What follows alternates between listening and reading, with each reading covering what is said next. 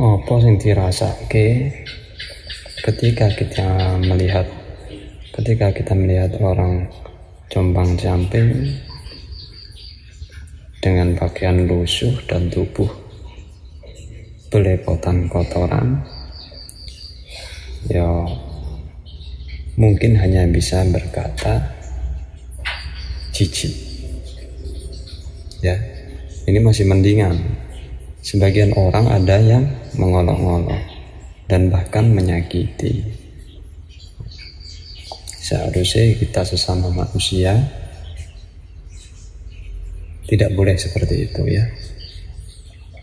Jadi miris kita melihat orang gila keluyuran, tidak ada yang peduli untuk merawat, membimbingnya, kita malah memusuhi. Ketika orang gila itu membuat suasana gaduh dan tidak tenang, dari itulah patut untuk kita diskusikan lagi. Siapakah orang gila itu sebenarnya?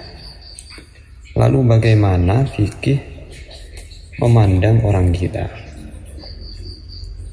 Terus bagaimana cara menangani orang gila secara efektif? Jadi dalam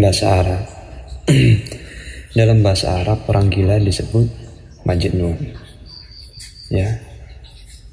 Kata ini berasal dari kata janana yang pada mulanya berarti tertutup. Dari kata ini terbentuk kata lain seperti janin, anak yang ada dalam kandungan, jin, makhluk halus, jannah, surga, dan kebun yang ditutupi tumbuh-tumbuhan.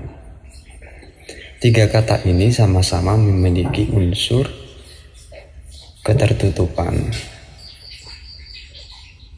Oleh karena itu,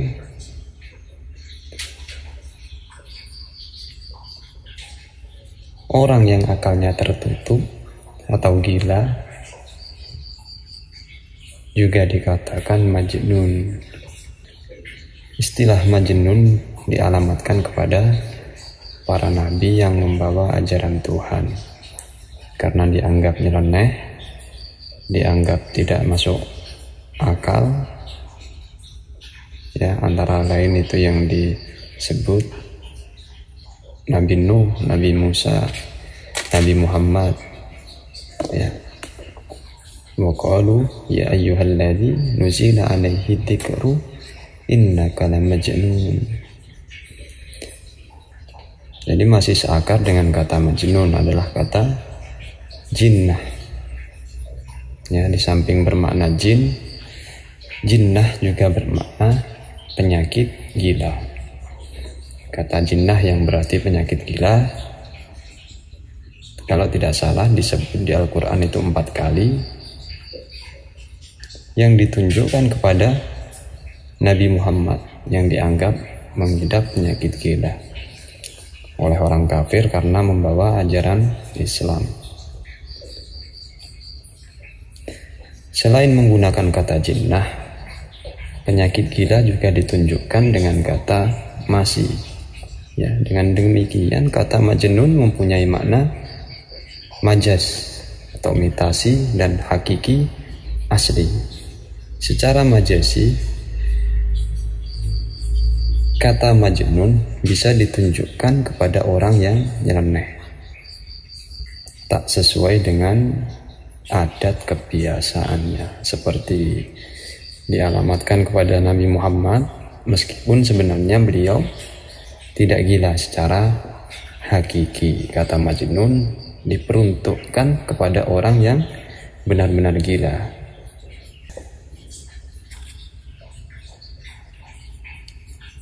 Jadi orang gila itu orang yang perkataannya dan perbuatannya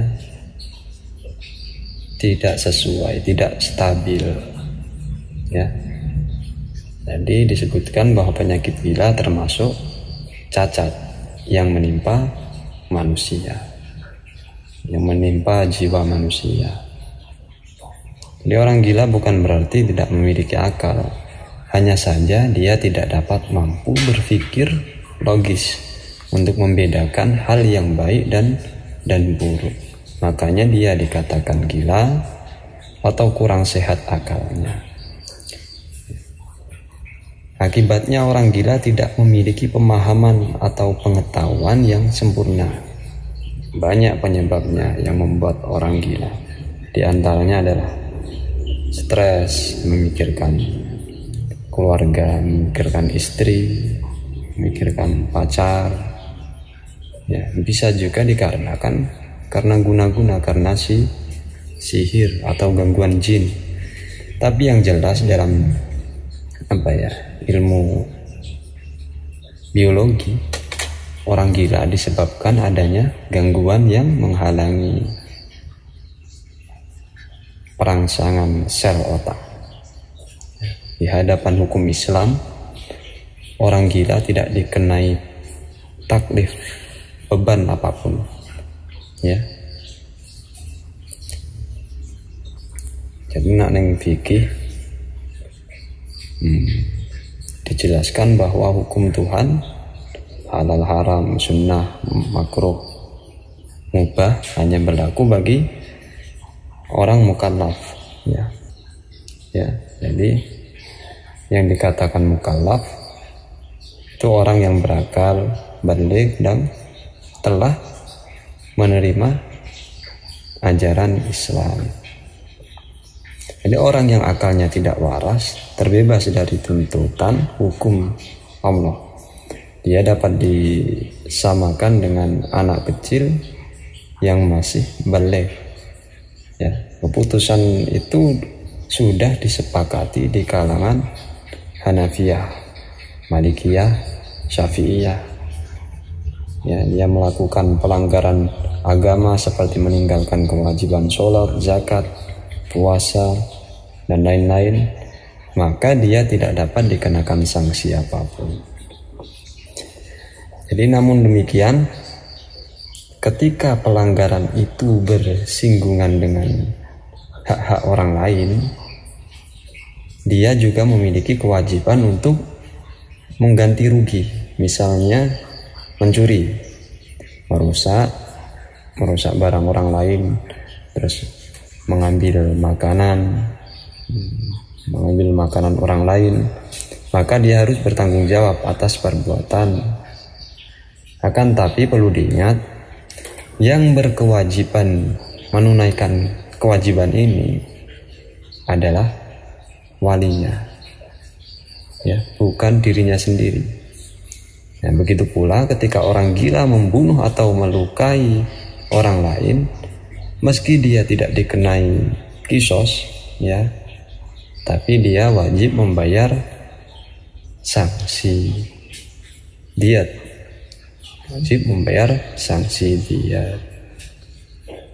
Ya, pada hakikatnya orang yang benar-benar gila tak dikenai taklif sedikit pun, bahwa meskipun dia melakukan pelanggaran seperti mencuri, yang bertanggung jawab bukan dia sendiri tapi wali atau keluarganya.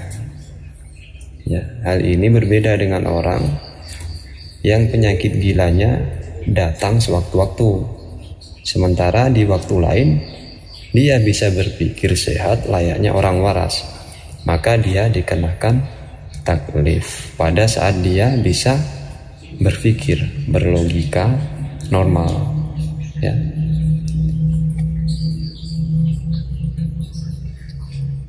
Menurut Malikiyah, orang yang mengidap penyakit ayan, terus was-was, pikun, karena tua renta misalnya, dia juga disamakan dengan orang gila, ya, tidak kena taklif. Penyakit was-was yang dimaksud adalah selalu lupa terhadap apa yang telah dilakukan. Ya, daya ingatnya sangat lemah, tetapi tidak gila. Begitu juga dengan orang maktuh atau idiot, sebab dia juga bisa berpikir hanya saja akalnya lemah, sehingga ada hal-hal lain yang tidak mampu dia pikirkan secara logis. Orang idiot ini tidak bisa mengontrol dirinya, tetapi dia tidak suka mencaci, apalagi memukul orang lain. Ya, singkatnya, untuk mengukur apakah seseorang bisa dibebani hukum atau tidak, diantaranya adalah dengan melihat kualitas akalnya. Ya, jadi akalnya sudah tak berfungsi secara normal, jelas dia bebas dari titah hukum Allah. Akan tetapi sekiranya akalnya masih bisa berlogika, meski tidak secara sempurna, dia tetap dikenai taklif. Yang penting ketidaksempurnaan tersebut tidak sampai parah. Kalau fungsi akalnya sangat lemah sekali, maka dia bisa disamakan dengan orang gila yang akalnya tidak berfungsi seluruhnya, tidak berfungsi total. Jadi selain itu, yang perlu diperhatikan, meski orang gila tidak dibebani hukum syar'i, ya, kalangan Imam Syafi'i yang memandang dalam hal hak kepemilikan,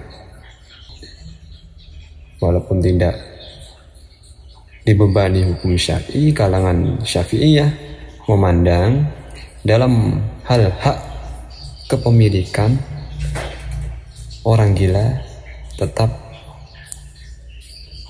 mempunyai hak seperti hak waris, harta wasiat, dan lain-lain. Selain itu pula, anak yang dilahirkan dari hubungan intim dengan orang gila tetap bernasab kepada orang tersebut.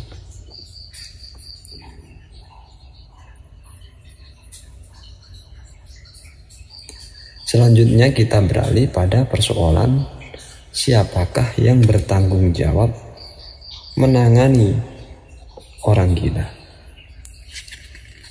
Orang yang terinfeksi penyakit gila sejak sebelum baligh, maka yang bertanggung jawab untuk merawat, membimbing, dan menangani urusan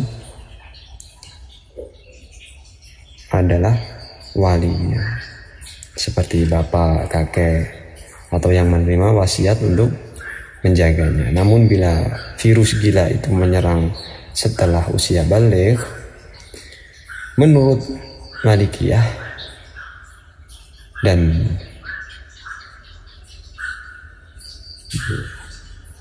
tanggung jawab itu berpindah kepada pemerintah.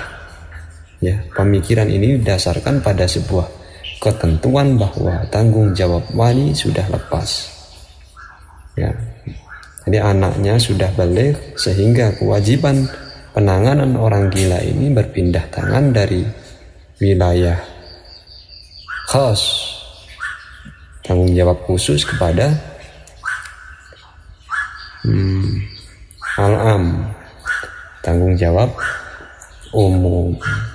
Hanya saja kalangan Hanafiyah dan Syafi'iyah berpendapat lain. Meskipun seorang terinfeksi virus gila setelah usia baligh, tanggung jawab perawatan tetap berada di tangan walinya. Dari dua alur pemikiran tersebut, pendapat mana yang akan kita pilih? Ya, sebetulnya dua pendapat yang berseberangan itu dapat kita diskusikan, kompromikan secara baik, yaitu selama wali atau keluarga orang yang mengidap gila itu masih ada, maka seharusnya mereka lah yang menangani dan merawat orang tersebut. Bukankah dalam lingkungan keluarga kita disuruh untuk saling mengasihi dan dan membantu. Jangan sampai salah satu keluarga kita dibiarkan menderita. Jadi penderitaan keluarga adalah penderitaan bersama. Keluarga adalah segalanya, tempat mengadu segala lara. Jadi lain persoalan ketika orang gila tersebut sudah tak punya keluarga, tidak punya sanak famili. Maka yang mesti turun tangan adalah pemerintah sebagai pelayan rakyat. Pemerintah sudah semestinya menyediakan tempat tinggal dan mencukupinya, mencukupi segala kebutuhannya, serta juga jangan lupa untuk merawat dan membimbing supaya orang tersebut bisa hidup normal seperti biasa.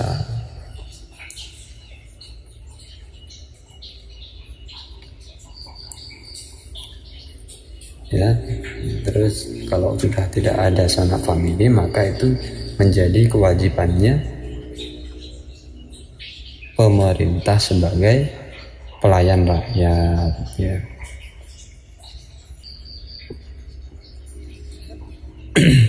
Orang gila yang tidak memiliki keluarga sekarang sangat banyak.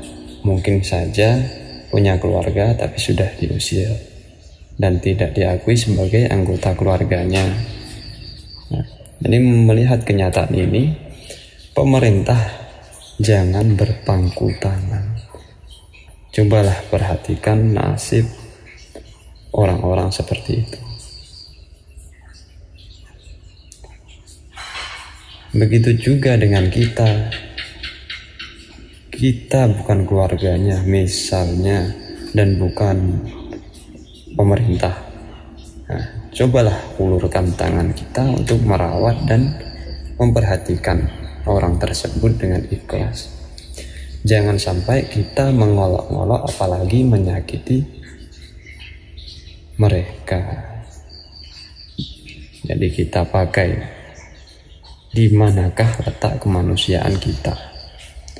Kalau kita tidak saling mengasihi antar sesama, tidak mengasihi antar sesama manusia, ya. Jadi kita sayangilah orang yang